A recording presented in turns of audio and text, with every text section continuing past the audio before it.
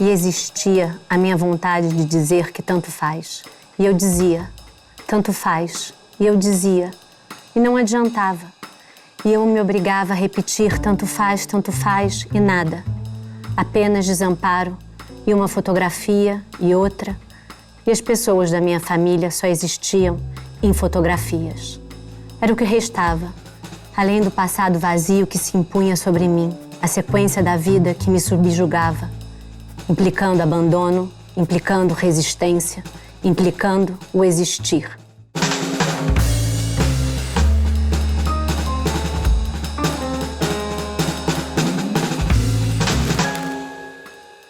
Bem-vindo ao Arte em um Contexto, recebendo hoje a escritora Paula Parisot e uma plateia que participou comigo de um encontro literário sobre a obra da Paula e que vai me ajudar a entrevistá-la. Esses encontros literários têm patrocínio da Caixa Cultural e do Governo Federal. Se você quiser participar, basta escrever para arte1@band.com.br. Vai ser um prazer ter você. E é um prazer ter você aqui, Paula Parisot. Que honra. É um prazer estar aqui. Diretamente de Buenos Aires? Você está morando em Buenos Aires agora? Estou morando em Buenos Aires, tem quase 3 anos. É um projeto artístico, pessoal? O que te levou para Buenos Aires? Amor. Pela cidade? Não, Ou amor por uma pessoa? A pessoa se apaixona e aí... Tá Mas a cidade também é muito amável, né? Muito, Amorável. eu tô feliz. Não, eu gosto, eu tava te falando, eu tô adorando morar lá. É uma cidade fantástica, muito literária, né? Muito. Talvez a mais literária das cidades, acho que é mais que Paris, talvez. Não, né? mais, eu tava lendo, é a cidade que tem mais livraria no mundo. E realmente. O argentino lê muito. Então você está no lugar certo. Como escritora que é, mas não apenas escritora, porque você tem uma característica na sua obra que já é conhecida de muita gente, mas eu não posso deixar de perguntar. Você fez acompanhar seus 2 romances, o lançamento dos seus 2 romances de performances. A primeira foi realizada por ocasião do lançamento de Gonzos e Parafusos, quando você ficou 7 dias e 6 noites na Livraria Cultura, dentro de uma caixa de acrílico. Isso. Vamos dizer, qual é a relação de continuidade, complementação, de expansão do livro para a performance que você vê aí entre as coisas, as 2 linguagens e os 2 gestos artísticos? Eu vejo como coisas separadas, né? Porque eu acho que, até uma vez que eu já conversei isso com você, eu acho que a literatura se basta, eu acho que o livro se basta, só que no meu trabalho como artista e tudo, eu tenho necessidade de me expressar de outras formas. Eu tenho necessidade de escrever, eu tive a necessidade de fazer essas performances. Já no Partir, eu desenhei, tanto que eu fiz uma exposição muito grande no Parque Lage, que, por exemplo, o desenho da capa do Partir, que é meu, é uma coisa gigante, é uma parede inteira. Eu acho que o desenho... Ele não ilustra o que está escrito, ele é outra coisa, entendeu? O que eu não escrevo, eu desenho. A performance é uma pesquisa. Hoje, o programa Crucigramista, né, que está até também... Você já está falando de um monte de coisa que está na minha pauta aqui para falar com você. Calada. Pode Pronto. falar, mas não, prossiga, não, mas eu é isso, depois. porque a ideia da performance é, por exemplo, o Crucigramista, eu faço o roteiro, tem toda uma identidade visual, tem uma coisa minha de curadoria, né? Ainda que eu não seja uma curadora, mas assim, do que eu gosto, do que eu não gosto, a minha maneira de ver, a minha maneira de me apresentar, porque tem uma estética muito forte. Então eu acho que meu trabalho é muito interdisciplinar, transdisciplinar. Então é isso. Eu fiquei até com essa dúvida, se quando eu abri o programa eu deveria falar, estou aqui com uma escritora, ou escritora e artista, ou só artista, ou como você queria ser descrita. Eu acho que você transita por várias linguagens, atravessa as fronteiras o tempo todo, então, de fato, eu acho que não cabe num espaço, numa nomenclatura, num conceito ou no outro, valem os 2 igualmente, artista, escritora. O que importa é que você tem procedimentos diferentes em cada uma dessas linguagens, embora elas se comuniquem e se complementem de alguma maneira, né? Mas é claro que a gente lê Gonzos e Parafusos, a gente não precisa da performance para compreendê-lo. Embora a performance seja feita a partir de uma sessão do livro, vamos dizer assim, de Gonzos e Parafusos, em que a Isabela, a psicanalista, que é protagonista do seu livro, vai para uma clínica, vamos dizer assim. Ela é uma psicanalista que está numa crise. Ela é atravessada por obsessões que fazem com que ela se isole num lugar, vá para um lugar como você fez na performance. Verdade. Né? Agora, uma questão. Você, quando fez a performance, você parece que tinha umas regras autoimpostas, né? Você não podia ler nada. Performance tem regras, né? É uma arte que tem regras. Claro que as regras também podem ser quebradas, mas essa performance tinha regras. Eu não falava com ninguém, eu não lia, eu não tinha qualquer contato com o mundo exterior, digamos. Quer dizer, tinha deste lugar de ter o contato com o público que vinha, que foi uma performance que deu uma repercussão muito grande. Eu lembro que na época foram, sei lá, mais de 10 mil pessoas na livraria, foi uma coisa assim que nem... Tem uma que está aqui. Tem uma pessoa que estava lá, que viu você, que está aqui. Jura? É. Aliás, ele vai fazer uma pergunta agora, onde que ele está? Bem, pelas minhas perambulâncias em São Paulo, acabei entrando numa livraria e vi uma pessoa dentro de uma caixa 3x4, né? Não podia ter contato com ninguém e tal. O que te acarretou essa performance, o que trouxe para você? E uma curiosidade, quando fechava a livraria, o que passava na sua cabeça? A performance de longa duração é uma coisa que eu nunca tinha me preparado para fazer isso, né? Eu me lancei meio no escuro nisso, mas foi sempre uma coisa que me chamou a atenção. Eu estudei isso, eu estudei Belas Artes, mas a coisa é quando você se dispõe a fazer isso, tem uma coisa meio heróica com a ideia toda da performance que eu gosto, uma coisa meio de virar santo. Meio estranho isso. Mas é uma sensação que você está ali, e foi uma coisa que eu fui ganhando à medida que os dias foram passando. Porque num primeiro momento, quando você entra ali e você está dentro daquele lugar, a performance tem uma coisa do ridículo, né? De falar. Essa coisa do ridículo, mas tem um momento que você passa o ridículo de estar trancada dentro de uma livraria. E eu quis que fosse numa livraria, eu não queria que fosse dentro de um museu ou dentro de uma galeria de arte, porque eu justamente queria essa coisa de estar fora do lugar, né?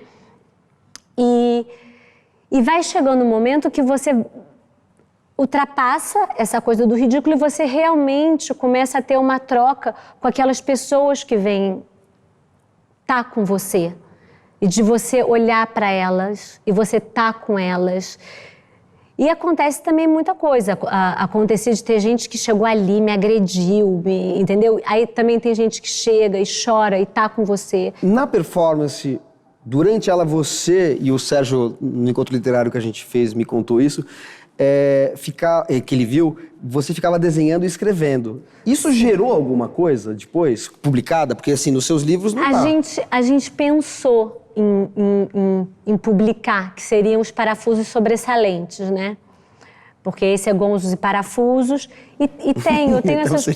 Aí seria complementar, né? Eu com os títulos, né? Que todo mundo fala assim, é crucigramista, Gonzos e Parafusos, partilha, tudo meio... E a gente pensou, só que o que aconteceu? Eu fui muito atacada pela crítica literária, extremamente, entendeu? Eu não sei nem como eu segui escrevendo e segui fazendo as minhas coisas, porque eu fui realmente atacada. Eu fui realmente, assim... E foi uma coisa engraçada, porque foi o meu livro que mais... Foi a coisa, assim, que eu mais senti que eu me aproximei das pessoas. E eu sinto que na minha trajetória, como escritora, nos livros que eu publiquei, existe um caminho que eu vou percorrendo na minha vida. Eu não acredito, isso não é minha autobiografia, não é nada, mas eu acho que são momentos, entendeu? Hoje, se eu pego A Dama da Solidão, ou se eu pego o Gonzos e Parafusos, ou Partilha, eu li agora um trechinho do Gonzos e Parafusos, dá um certo estranhamento, né? Porque você vê que você está em outro momento da sua vida, mas são coisas que você vai resolvendo à medida que você inventa. Né? Agora, que isso tem a ver um pouco com a sua personagem, da Isabela, que é uma personagem que, no contato com as pessoas com quem ela interage e com os fantasmas dela mesma, ela vai se desconstruindo como um personagem unívoca, né? Assim, a relação dela, por exemplo, com... Ela é uma psicanalista, então ela está acostumada a lidar com projeções. E ela também se projeta e elabora isso com uma personagem de um quadro do Gustav Klimt, que está aqui. E, ao mesmo tempo, com uma personagem ou uma figura, um modelo, ou um quadro do Egon Schiele, e uma série de outras referências, que o livro é todo atravessado por referências, citações textuais, artísticas, etc. Então, de certa maneira, esse estranhamento que você tem em relação à sua obra hoje não deixa de ser algo que já está na mecânica da subjetividade moderna como um todo, porque você fala no livro Gonzos e Parafusos, você trata de uma ideia de ser e não ser ao mesmo tempo, de se reconhecer e não se reconhecer ao mesmo tempo. Acho que isso, na verdade, eu acho que o livro é um pouco isso, né? Eu vou me botar aqui numa situação bastante vulnerável, que eu acho que, né, essa é a ideia. O que acontece? Tem essa dicotomia, porque eu acho que é uma coisa que eu, durante a minha vida, porque eu acho que a realidade é muito maçante. Eu acho que a ficção permite que você não só viva muitas vidas, mas que você consiga refletir melhor sobre a realidade. A realidade também não existe muito, né? O que é a realidade? E essa divisão entre uma pintura do Klimt, né, que são essas mulheres douradas, bonitas e tudo, e do Schiele, que era também ele era discípulo, né, um filho do Klimt, que depois morreu. E aí uma vida miserável perto da do Klimt. E retratou um mundo muito disforme, né? Isso que eu ia falar. As mulheres são crispadas, as mulheres são feias. Então, eu acho que é uma coisa que eu também vivia muito na minha vida, entendeu? Vocês verem, e é uma coisa que agora eu sentei aqui e falei assim, vem cá, fizeram esse cabelo meio de Barbie? Porque eu tenho essa coisa meio, entendeu? Da estética, tanto que eu falei da crucigramista, da performance, e dessa vida interior, que às vezes eu acho que é uma coisa que em mim sempre andou muito separado, e foi uma forma de eu tentar juntar. Hoje eu sinto que eu tô numa harmonia de conseguir aceitar melhor as minhas contradições. E aí eu lembrei também, né, tem a coisa também do mestre, o discípulo, e aí o Rubem Fonseca veio, e aí tem uma brincadeira que quem não sabe, ele tá aí dentro da história. Daqui?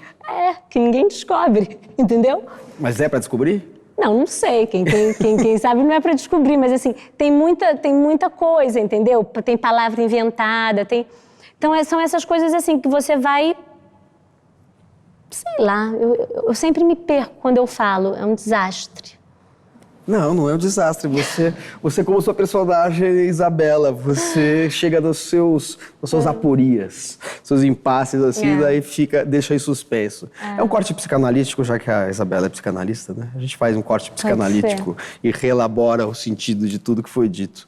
A gente vai fazer um breve intervalo no Arte e um Contexto e volta daqui a pouquinho com Paula Parisot. Até já.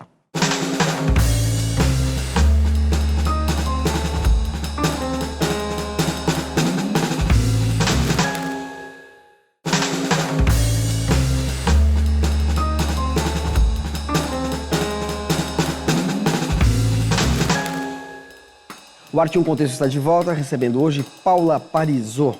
Paula, você já adiantou um pouquinho, quando eu perguntei sobre as performances do Gonzos e Parafusos, sobre as performances do Partir, que também você apresentou, e aí você até expandiu esse procedimento, porque você fez uma vídeo performance, né? Fiz uma vídeo performance. Fez no Parque Lage e fez uma no México, não é isso? E no México, Mas eu queria falar do livro, sobre um outro aspecto, porque da performance você já falou bastante, e acho que basta lembrar que a Marina Abramovic escreve aqui tem um texto na quarta capa do Partir que fala das suas performances e que é um belo testemunho da importância estética que tem essas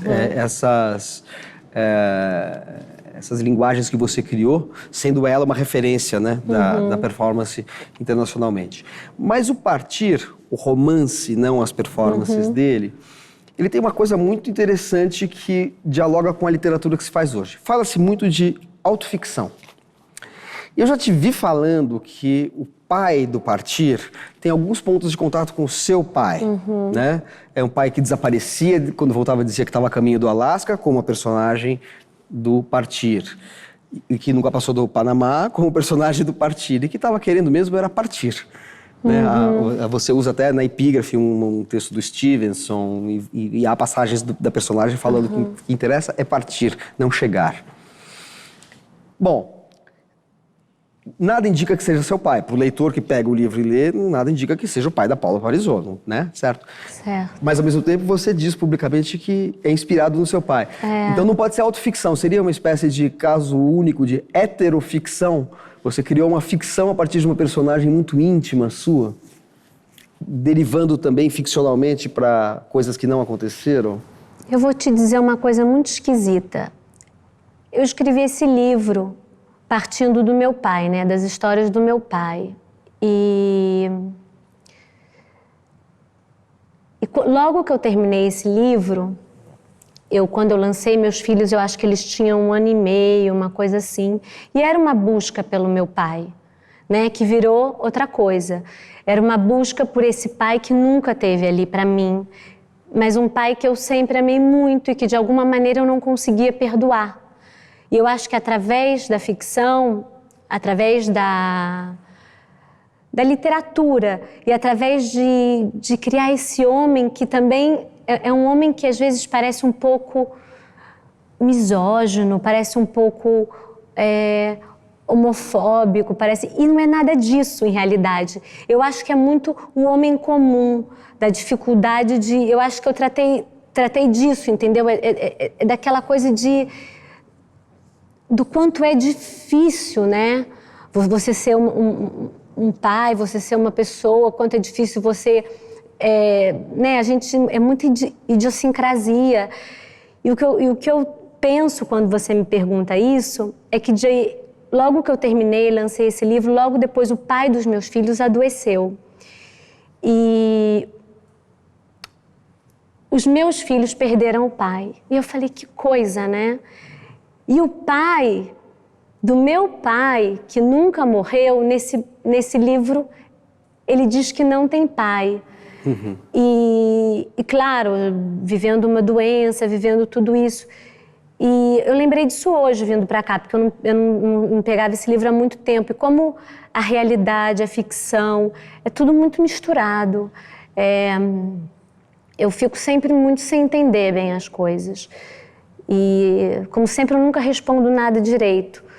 Mas é isso. É o meu pai e não é o meu pai. É sempre essa busca. Eu acho um clichê eu falar, é a busca de eu tentar entender. Eu não gosto, que todos os escritores falam isso. E nada, é o meu pai e não é o meu pai, entendeu? Agora, tem uma coisa... eu entrar em paz com o meu passado. Uhum. Não, eu perguntei isso porque nada indica que seja o seu pai no livro, né? Não há nenhuma indicação disso. Mas é que existe uma informação extra-livro, claro, extra-literária, de que você dá e fala, tem essa inspiração. Nada indica, ou seja, a gente tem que ler o livro como se fosse uma personagem. Uhum. Uma personagem que quer ir para o Alasca, mas na verdade o que ele quer é partir, e ele é dispersivo, né? Ele gosta de devagar, devanear. Ao mesmo tempo, ele começa a narrar e a narrativa se interrompe, ele vai para um outro caminho, ele tem uma espécie de errância narrativa, daí ele volta ao ponto, daí começa o capítulo seguinte, é como se o capítulo fosse o começo de uma viagem novamente, ele está sempre recomeçando. Isso foi de propósito. E isso é uma coisa que, o movimento do texto, não é apenas que ele fala, e eu quero ir para Alasca, e fala assim, mas eu me desviei. O texto se desvia o tempo todo, isso que eu achei notável. E ele se desvia porque ele quer se desviar, porque no fundo ele não quer chegar. Uhum. Né? Tanto que eu termino o livro dizendo que, enfim, eu não lembro direito a frase, mas essa coisa que a gente sempre parte numa nova viagem. Aí ele encontra um marreco, que o marreco fala Kerouac. Aí ele põe, né? Ele imagina que ele está escutando Kerouac, do Jack Kerouac. O marreco está aqui. Não é esse marreco, porque o marreco é de ficção, mas aqui é um marreco da performance. Mas esse marreco é de verdade. Eu aluguei um marreco, ele morou na minha casa. Tá na sua performance, a partir do partir. Mas assim, foi quase motivo de separação. O marreco morou comigo 3 dias na minha casa. E qual é o nome do marreco, ou era? Eu chamava ele de Kerouac. Kerouac mesmo, tá. Então mas eu não sei nem se ele tinha marreco, mas eu aprendi tudo, a segurar marreco, pegar marreco. E foi engraçado, ele morou dentro do meu apartamento. Foi quase motivo, você já imaginou, né? Imagina, quer dizer, daí o personagem sai... Na verdade, ele sai do livro para a performance, mas ele está no livro e a performance também está. na forma dessa foto, né? Sim, de alguma maneira. Então, é uma certa continuidade ou complementaridade. É Agora, verdade. a frase que você diz que está no final do livro é a frase: sempre voltamos para o lugar de onde partimos e sempre partimos em nova viagem para o lugar de onde voltamos. Ou seja, é um livro de movimento ininterrupto mesmo, né? Quer dizer, quando você vai, você retorna para a origem e a origem te expulsa para uma nova partida sempre. É um movimento circular que o livro reproduz. E o livro é exatamente assim. O livro tem esse movimento, né? Tem esse movimento, que começa na epígrafe, passa pelo capítulo 9, quando o personagem fala exatamente o prazer está na partida, não na chegada, e vai até a última frase. E eu acho que é isso que faz dessa partida um eterno recomeço, um eterno retorno. Bom, falei pra burro aqui, né? Porque ela não gosta de fazer interpretações da própria obra, então eu me encarrego disso, mas a gente tem uma pergunta da plateia. Você pode fazer sua questão? Como seus romances e contos podem influenciar tanto na sua vida que você transcende, além de livros, né? Você transcende, além dessas obras, você transcende, tipo, em desenhos e as performances. Eu não sei, eu acho que é uma necessidade mesmo de fazer essa essa coisa de transdisciplinária, porque eu não tenho só a necessidade de escrever, eu realmente tenho a necessidade de fazer uma performance, de fazer um desenho, eu sempre tive vontade de fazer uma coisa visual, por isso que entramos na Crucigramista. Então vamos falar agora da Crucigramista, um programa que você criou e que foi apresentado aqui no Arte 1. Crucigramista, na verdade, é em espanhol, porque eu falo sobre arte latino-americana. Crucigramista vem de crucigrama. Crucigrama é a palavra cruzada. Em português seria cruciverbalista. E eu gosto da ideia de crucigramista, parece tipo assim, o ilusionista. Então, assim, me parecia muito divertido. E eu tenho que citar, eu fiz isso tudo em parceria com a Jéssica Mitrani, que é uma artista colombiana. Imagina que a gente fez a tese de mestrado juntas quando eu morava em Nova York, 20 anos de amizade. E eu sinto que na Crucigramista, de repente, eu que fazia o livro, a performance, o desenho, como você, né, Jéssica, também, né, estava falando, eu senti que na Crucigramista, de repente, eu escrevi, né, a gente escrevia o roteiro, eu dirigia, eu era o personagem, que não deixa de ser uma performance, porque é tudo bastante exagerado, né, o figurino é do Dudu Bertolini, que também, imagina... É tudo amarrado, né, com todas as palavras que se cruzam nessas palavras cruzadas. Exatamente, aí dá uma pista... Cria uma linguagem que amarra tudo, né, assim, uma performance, um figurino, uma estética, né? E tanto que a gente estava falando, não é bem jornalismo, por quê? Porque tem uma estética, tem um sinal, tem uma coisa assim que a gente brincava que eu era aeromoça. Aí agora tá vindo a segunda temporada que a gente começou com a América invertida, agora vai vir a América feminizada, que a gente fala dos movimentos feministas, dos corpos feminizados, tudo isso. Mas, então assim, eu senti que ali eu juntei. Hoje em dia, esse tempo todo eu escrevi muito conto solto para o México, para antologias, para outros lugares, que agora eu quero juntar esses contos. Estou já com vontade de voltar a escrever, mas a Crucigramista me consumiu de uma maneira, mas assim, eu falei, que coisa, né? Tem uma razão, né, que depois você descobre. Né? E eu achei que a Crucigramista, de alguma maneira, eu juntei muita coisa que eu sempre gostei de fazer numa coisa só. E já que você mencionou Nova York, a gente tem uma outra pergunta da plateia que é sobre isso. Queria saber se quando você foi para fora do país, você tinha esse impulso de partir e como que ele influenciou você para escrever o livro mencionando o personagem. Eu estou sempre partindo. Eu parti do Rio de Janeiro, não voltei a morar lá. Mas eu agora estou em Buenos Aires e sim, eu acho que sim. Eu acho que eu levo a vida muito mesmo nessa, de partir, de ir, de se dá vontade de ir, eu vou e sim, pode ser. Perfeito, mas você vai voltar a publicar literatura em breve? Vou, isso que eu estou falando, eu estou com vontade de juntar, porque durante esse tempo eu escrevi muitos contos soltos. E eu acho que está na hora de repente, eu sentar e me organizar. Eu fiquei fora, né, com toda essa coisa da Crucigramista, mas eu escrevi contos. Publicados esparsamente e que você pretende eu acho reunir que dá agora. para já entendeu? Como a Dama da Solidão, um livro de contos. Perfeito, voltando às suas origens de contista, além de romancista. Paula Parisso, muito obrigado pela sua presença aqui no Arte em um Contexto. Agradeço também a nossa plateia e espero você no próximo Arte em um Contexto. Até lá. Nem sinto que eu posso dar.